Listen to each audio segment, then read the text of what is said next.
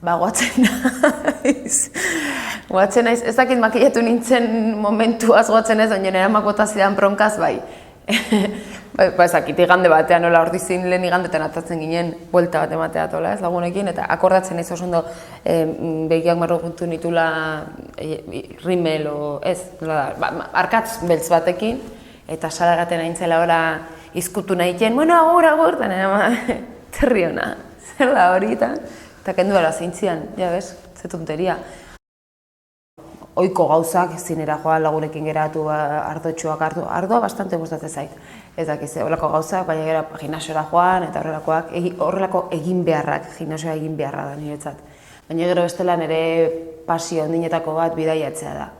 Orduan, aldudan gehienetan, segun dirua eta denbora, saiatzen naiz bidaiatzen. Orain Berlinera noa, hemendik gutxira.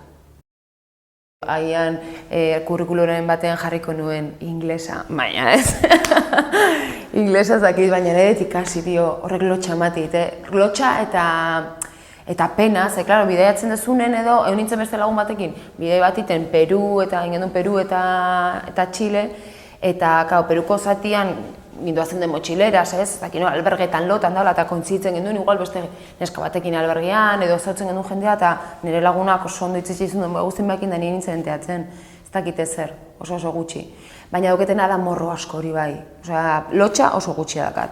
Ez dakit inglesa, baina Inglaterra juten ba naiz, enaiz isileiatuko, esplikatu naiz modu batea bestea. Baina ikasikoet. Oparien inguruan pentsatzen dudanean beti etortzen zait burura nire amak eta nire izeba zana, hiltzan nire izeba beni, 14 urte nituenean edo oparitu izaten bikini batetaz. Benetan, etzeon munduan bikinirik itxusiagorik. Oso itxusia zan. Gaur egun eramango zan, zezan fosforitoa dana, baina orduan etzan eramaten fosforitoa. Eta, karo, oparitu ziaten, da ni oso txarra nahiz ez esateko, opari bati ez esateko, orduan, asmatu nuen eskusa bat esan, eske txikia dakat, juntzienten da, eta beste taia bat ekarri ziaten, baina berdina, modelo berdina, eta ia, ezin nuen ez ere egin pena ematen zian da. Eta horrekin egon nintzen, bakizu orduan bai, bikini bat, igual 2 udarako zan, o 3 udarako, estropeatu arte, bikini horrekin gora eta bera. Horrekin egon nintzen. Kabezotz, likrazak ize ostrazan eta etzan puskatzen.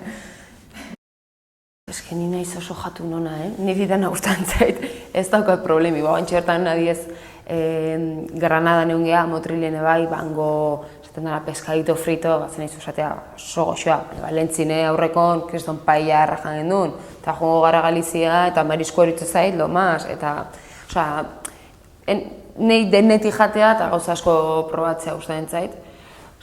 Ez daukat enugo arazoik horrekin, dana ondo datorkit. Ze komplikatua.